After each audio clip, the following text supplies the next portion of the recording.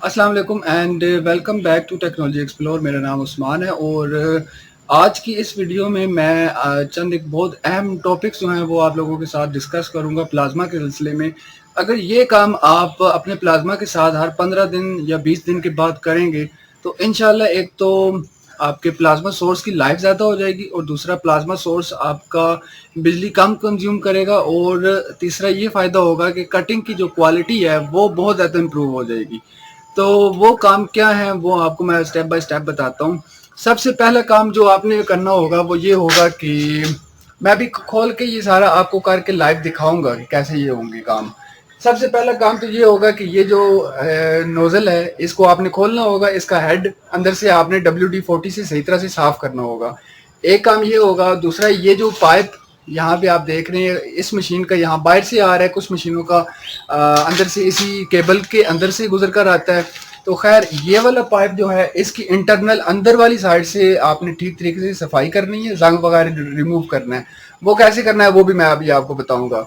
और उसके बाद जो तीसरा काम होगा मुझे होगा कि प्लाज्मा सोर्स का आप देखें यहाँ से ये इसका इनटेक है, यानी यहाँ से पाइप या हवा दाखिल होती है और सामने वाली साइड से यहाँ से ये हवा इस पाइप से निकल के आपकी नोजल की तरफ जा रही होती है। तो इसको भी आपने इसके अंदर जो यानी कि मैकेनिज्म है, जो पाइप्स का जाल बिछा हुआ है उनको भी आपने अंदर से साफ करना होगा इंटरनली। और अब होता ये है कि आपको पता होगा आप प्लाज्मा यूज़ कर रहे हैं तो जो कंप्रेस्ड एयर है उसमें मॉइस्चर होता है। वो क्या करता है कि इन पाइप्स के अंदर जंग लगा देता है कुछ टाइम के बाद। वो जंग जो है एयर के फ्लो में रुकावट बनता है, जिसकी वजह से आपके जो प्लाज्मा की कटिंग क्वालिटी है वो वैसी नहीं रहती जो शुरू शुरू में आप नया नया प्लाज्मा सोर्स खरीद कर लाते हैं या प्लाज्मा मशीन आप खरीद कर लाते हैं। तो उसी तरह दोबारा आप जब ये सफाई करेंगे तो आपको इंशाल्लाह कटिंग क्वालिटी भी आपकी इम्प्रूव होगी और बिजली भी आपका प्लाज्मा सोर्स कम यूज़ करेगा। और उसके बाद क्या होगा कि जो कंज्यूमेबल्स होते हैं, जो नोजल्स वगैरह होती हैं, उनकी लाइफ भी ज़्यादा हो जाएगी। आसान है, इतना मुश्किल नहीं है ये। अगर हर 15 से 20 दिन के अंदर आप मतलब इस फ्रीक्वेंसी के साथ ये सफाई करेंगे तो नोजल की लाइफ जो है ना, ये जो होल स्ट्रक्चर है इसकी लाइफ बहुत ज़्यादा बढ़ जाती है, ख़राब होने के चांसेस बहुत कम होते हैं। तो खैर ये आपने छिड़का के इसको नीचे की तरफ करना है।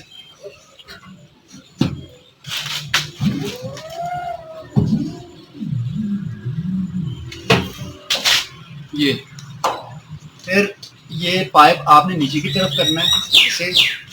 और यहाँ पे ये टेप लगी देख रहे हैं आप, ये नज़दीक करो जरा, इधर लेके आओ और नज़दीक।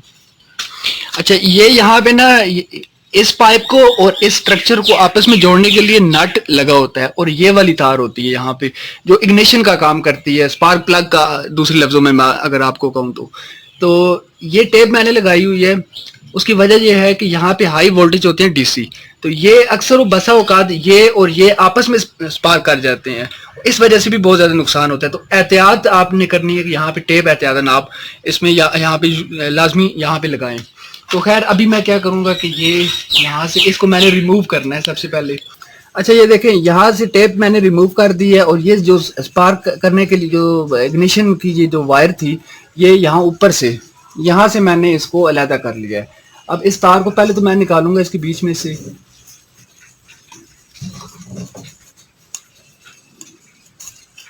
ये तार निकल आई और यहाँ से ये देखें ये दिखाओ ज़रा, ये नट बोल्ट के ज़रिए मतलब यहाँ पे ये नट लगे हुए हैं दो, तो इनको आपने यहाँ से ऐसे खोल लेना है। तो जब ये खोलेंगे तो ये स्ट्रक्चर जो है, ये असेंबली ये बाहर निकल आएगी। चल, अच्छा, अब आपने क्या करना है कि ये जो जहाँ से जैसे आप नोजल यानी चेंज करते हैं ना, वैसे आपने अब मैं यहाँ पे ना ये वाली जो है ये A141 है, ये नोजल सारी की सारी। और जो आप यूज़ कर रहे हैं वो अब जो भी होगी उसके अकॉर्डिंगली आपने चलना है।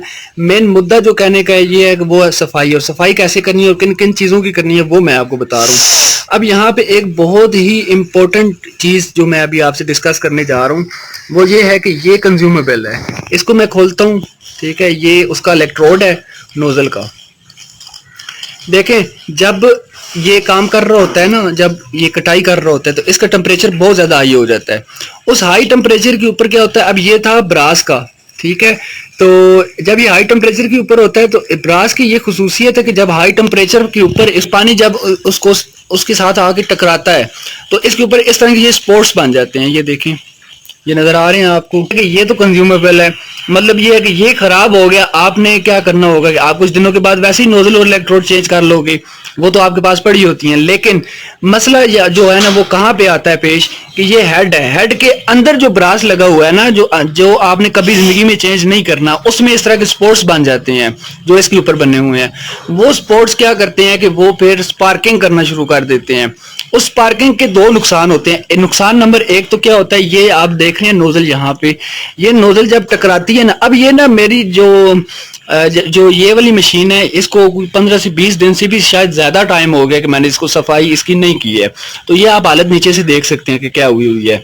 तो अब मैं ये कह रहा हूँ कि नुकसान क्या होता है। सबसे पहला नुकसान तो ये होता है कि जब देखें प्रोबिंग करती है मशीन, ऐसे जाके टकरा के फिर ऊपर जाती है ताकि वो कटाई शुरू करे।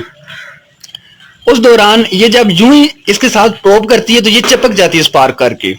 एक तो नुकसान ये होता है। तो दूसरा नुकसान जो है वो ये होगा कि आपका जो प्लाज्मा सोर्स है वो बिजली बहुत ज्यादा कंज्यूम करना शुरू कर देगा। खैर, ये चीज आपने आपके पास जब आ गई, अब आपने क्या करना है, इसको ना आपने खोल लेना है फुल, यानी डिसअसेंबल करना है। एक एक पुर्जा आपने इसका इसके साथ से जुदा कर लेना है। अब इसको मैं पेचकस से अभी यहाँ से देखें स्क्रू ड्राइवर से इसको मैं खोल रहा हूँ। ये जो अंदर पुर्जा लगा हुआ है ना, ये स्पार्क प्लग आप समझ लें इसके अंदर है। तो खैर ये ओपन किया ऐसे, उसके बाद इसी स्क्रू ड्राइवर से आपने ये देखे प्लस वाला है, यहाँ पे ये प्लस वाले पेच लगे हुए हैं, ये आपने खोल लेने हैं।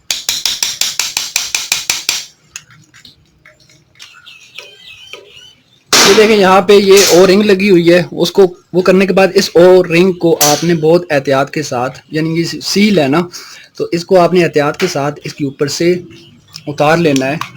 ये देखें, ये आपने साइड पे रखनी है और फिर आपने इसको, ये देखें ये कर लिया, ये अलहदा हो गया और यहाँ से ये इसका हेड अलहदा हो गया। अब ये जो पुर्जा है ना, एक मिनट, ये मैं पहले इसकी स्लीव को रिमूव करता हूँ।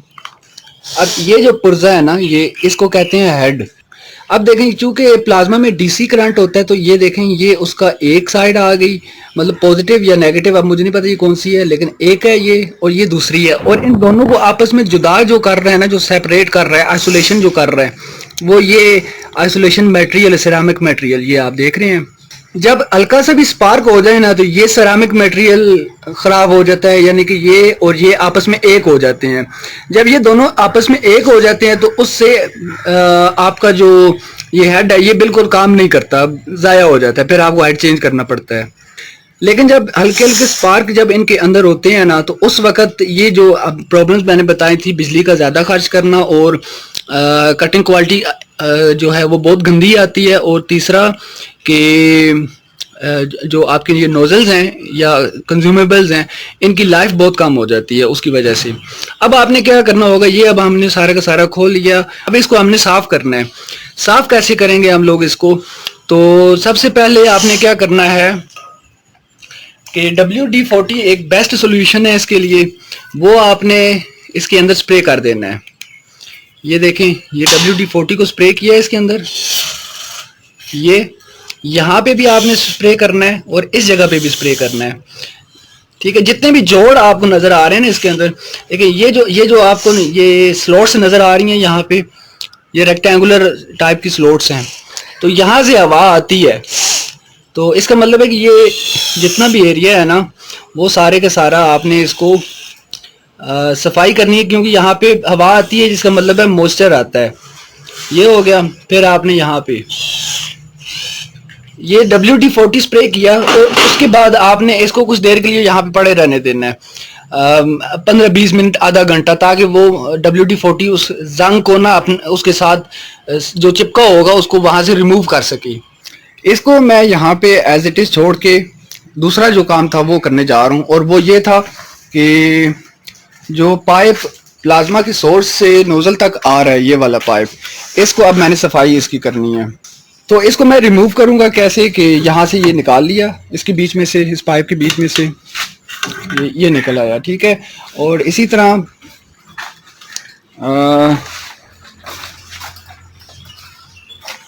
यहाँ पे आप देखें ये अटैच हुआ है इस जगह पे, तो इसको यहाँ से मैं रिमूव करूंगा, ठीक है जी। ये हो गया दूसरा काम। उसके बाद इसकी जो तार यहाँ पे आई हुई है, ये वाली तार,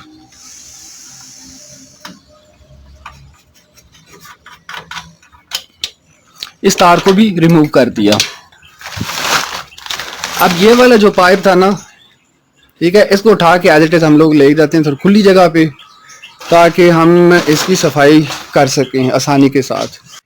अच्छा जी, ये पाइप के दोनों सिरे आप देख रहे हैं यहाँ पे कि आपने WD-40 यहाँ पे इसके अंदर डाल के स्प्रे करना है। अब देखें ये WD-40 अभी से ही कितना जंग इसके अंदर से निकाल रहा है। तो खैर ये WD-40 आपने यहाँ पे स्प्रे करना है दोनों सिरों पे, ज़्यादा सारा करना है ताकि वो आखिर तक जा सके, और इधर से इस सिरे पे भी। ये जो पाइप होता है ना, इसके अंदर सारा का सारा लोहे का स्ट्रक्चर होता है, जो उसका चार्ज जो है ना, प्लाज्मा का चार्ज कैरी करता है यहाँ से, यानी इस सिरे से लेके इस सिरे तक। तो वो बहुत जल्दी उसको भी जंग लग जाता है उसी मॉइस्चर की वजह से। तो वीडियो में तो मैं आपको बहुत कम दिखा रहा हूँ, लेकिन आपने क्या करना है, ठीक ठाक जो है ना इसके अंदर WD-40 को स्प्रे करना होगा, ताकि आप खुद गैस कर सके कि एक एक कोने तक ये WD-40 का जो लिक्विड है ये पहुंचा है। तो ये करके ना अभी आप इसको भी मैं उसी तरह ही यहाँ पे कुछ देर के लिए रख देता हूँ, ताकि ये अच्छी तरीके से जज़ब हो सके। अब तीसरा काम हमने क्या करना है कि वो जो प्लाज्मा का सोर्स था ना, उसके इनलेट पे और आउटलेट दोनों वाली साइड्स पे इसी तरह WD-40 को स्प्रे करना है। तो वो भी मैं आपको दिखाता हूँ। तो देखिए अब ये हम आ गए यहाँ पे इसके पास, प्लाज्मा सोर्स के पास। तो इसका ये वाली साइड जो है ना, ये आउटलेट वाली साइड है, और वो बैक साइड जो थी दूसरी उस तरफ, वो है इसकी इनलेट वाली। यानी कि वहाँ पे आपका कंप्रेसर का जो पाइप आएगा वो उस तरफ लगेगा, और यहाँ पे नोजल वाला पाइप लगेगा इस जगह पे। तो अभी इसी तरह आपने दोनों साइड्स पे WD-40 को स्प्रे करना है।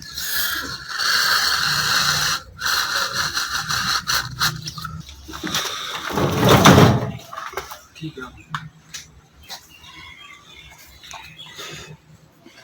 तो ये जो कंप्रेसर से पाइप आए हुए हैं, इसको मैं अभी रिमूव कर रहा हूँ यहाँ से। ये यहाँ पे आपने दोबारा से इसके अंदर डाल के ना, इसकी इस नोजल को आपने स्प्रे करना है।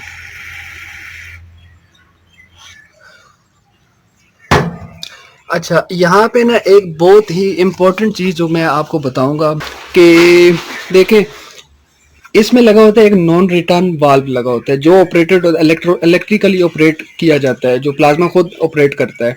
का कंप्यूटर उसको कमांड देता है कि आप स्पार्क करो, तो उस वक्त यहाँ से हवा का फ्लो शुरू होता है। तो प्लाज्मा जो है ना, जब ऑन होता है तो यानी कि यहाँ से हवा गुजरना शुरू हो जाती है, और हवा की डायरेक्शन होती है ये, ठीक है। अब इस वक्त मैं वहाँ से हवा जो है उस जगह से इनलेट से हवा दूं तो हवा नहीं गुजरेगी। वजह उसकी क्या है, सिंपल सी है कि भाई वो वाल इस वक्त क्लोज है। लेकिन अगर मैं उल्टा कर दूं इसको, मतलब ये है कि यहाँ से आउटलेट वाली साइड से हवा को मैं हवा का प्रेशर दूं तो वो हवा वहाँ से निकलना शुरू हो जाएगी। तो मतलब ये है कहने का कि ये जो वाल इसके अंदर लगा हुआ है वो सिर्फ हवा को रोकता है कि वो इस डायरेक्शन से ना जा सके, लेकिन जब इस डायरेक्शन से हवा जाएगी तो वो नहीं रोक सकता। तो अब आपने क्या करना है कि कंप्रेसर से एक और पाइप आप लेके आए, और वो प्रेशर आपने क्या कहाँ पे देना है, वो आपने यहाँ पे देना है, ये इसमें जहाँ से हवा निकलती है। और दूसरी बात ये है कि ये आपने ना एक चीज़ आपने खुद देखनी है कि आपका जो प्लाज्मा सोर्स है कि वो इस चीज़ को सपोर्ट करता भी है कि नहीं करता। क्योंकि ये जो प्लाज्मा सोर्स है ना, मेरे वाला जो मैं इस वक्त यूज़ कर रहा हूँ, ये आप देख लें LGK130 है, ठीक है।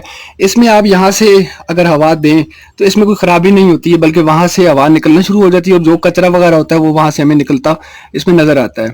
तो मकसद जो है ना वो बात करने का वो ये है कि कहीं वो ना हो ना आप उल्टी साइड से हवा दें तो आप अपने प्लाज्मा सोर्स को ख़राब कर बैठें। तो आपने ये चीज़ का ख्याल पहले करना है कि आया ये चीज़ सपोर्टेड है भी कि नहीं। लेकिन ज़्यादातर जो है ना प्लाज्मा सोर्स वो सपोर्ट करते हैं इस चीज़ को, आप उल्टी डायरेक्शन से देंगे तो कोई ख़राबी नहीं होगी। तो अब जैसा कि आपने देखा कि मैंने WD-40 का दोनों तरफ से स्प्रे किया है और कुछ देर वेट भी मैंने कर लिया ऑलरेडी।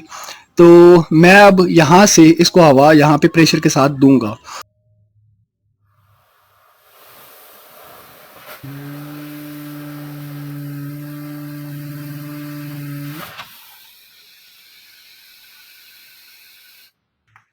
तो अभी आपने देखा कि हमने इसको उल्टी डायरेक्शन से हवा दी थी, बीच में से कचरा वगैरह या जो कुछ भी था, रास्ट वगैरह, वो उसके अंदर से निकला है। अब पाइप के अंदर जो इसका पाइप था उसमें इसी तरह से हम लोग हवा का प्रेशर देंगे और बीच में से देखेंगे कि कोई कचरा वगैरह निकलता है कि नहीं निकलता। अच्छा, अब मैंने ये देखें, ये पाइप इसके साथ अटैच कर लिया है और वहां से हम इसको खोलते हैं।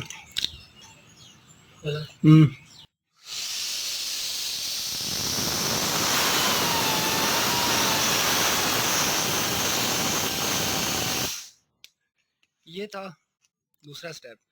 अब हम इसी तरह ये जो इसका हेड हमने खोला था, इसको अब हम हवा से साफ करेंगे जिस तरह हमने उसको किया था।